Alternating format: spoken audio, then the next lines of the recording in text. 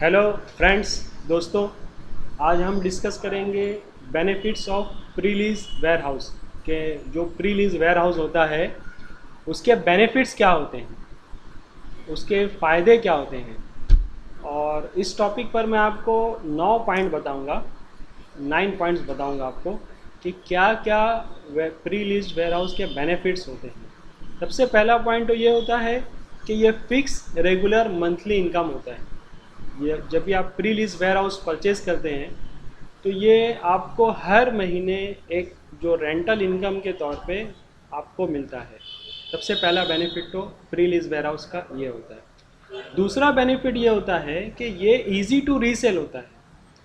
आप जब भी चाहेंगे इस प्रॉपर्टी को विद इन 1 वीक 2 वीक आप रीसेल कर सकते हैं। ये इजीली रीसेल होता है। इसके मार्केट में इन्वेस्टर्स काफ़ी ढूंढते हैं कि क्या अच्छा इन्वेंट्री है, कौन सा अच्छा आरओआई का वेयर हाउस प्रॉपर्टी है। ये इजी रीसेल हो जाता है।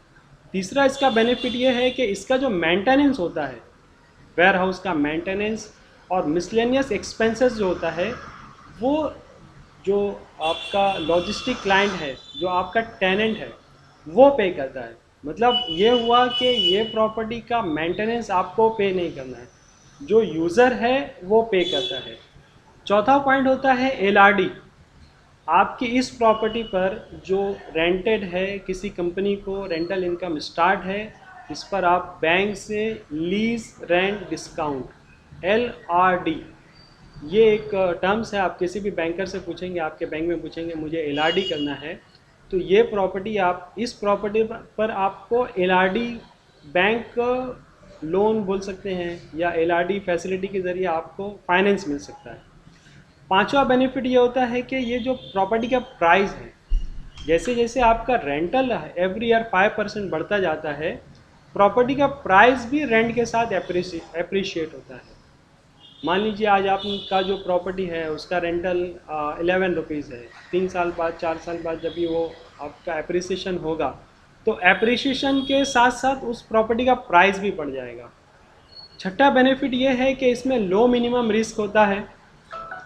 आप इस प्रॉपर्टी को कभी भी रीसेल कर सकते हैं। इस प्रॉपर्टी को कभी भी आप लिक्विड कर सकते हैं जब भी आप चाहें इस प्रॉपर्टी को। इसमें रिस्क इतना ही होता है कि आपको विद इन 1 वीक 2 वीक इसे रीसेल करना है, अदरवाइज इसमें तीसरा कोई रिस्क नहीं होता है। सातवां पॉइंट ये है कि ये ऐसा प्रॉपर्टी होता है जिसमें आपका इनकम इमीडिएट स्टार्ट हो जाता है। आज आपने प्रॉपर्टी लिया, ये प्रोसेस होते ही आपका इनकम स्टार्ट हो जाता है। आपको इस प्रॉपर्टी के लिए वेट नहीं करना पड़ता ज़्यादा करके। आठवां सबसे मेन पॉइंट ये है कि ये लॉन्ग टर्म बेनिफिट होता है। ये जो कंपनीज होती हैं, ये 5 साल के लिए, 9 साल के लिए, भिवंडी में कुछ FMCG कंपनीज है जिनका एग्रीमेंट 29 ईयर्स का है। तो ये इतना लॉन्ग टर्म इन्वेस्टमेंट है कि आपको इतने सालों तक इस प्रॉपर्टी का रेंट आता रहता है और एप्रिसिएशन के साथ साथ। 9th पॉइंट ये है कि टैक्स सेविंग है। आप जो इन्वेस्टमेंट करते हैं इसमें आपको टैक्स बेनिफिट भी होता है। वो आप किसी भी चार्टर्ड अकाउंटेंट या कंसल्टेंट से पूछेंगे तो आपको बता सकते हैं। तो ये टोटल ओवरऑल बेनिफिट्स हैं प्री लीज वेयर हाउस के। आप अगर pre lease warehouse purchase करते हैं या प्री लीज वेयर हाउस में इन्वेस्टमेंट करते हैं, तो ये सारी बेसिक चीज़ें हैं जो आपको फ़ायदे के तौर पर मिलती हैं। नेक्स्ट वीडियो में हम आपको प्री लीज वेयर हाउस कैसा होता है, कंपनीज कौन सी होती है, किस कंपनी का एग्रीमेंट ज़्यादा बड़ा होता है, उस कंपनी में बेनिफिट क्या है, ये सारी चीज़ें हम लोग डिस्कस करेंगे। और वेयर हाउस की जो स्पेसिफिकेशन होती है उसके बारे में डिस्कस करेंगे। थैंक यू, धन्यवाद, गुड बाय।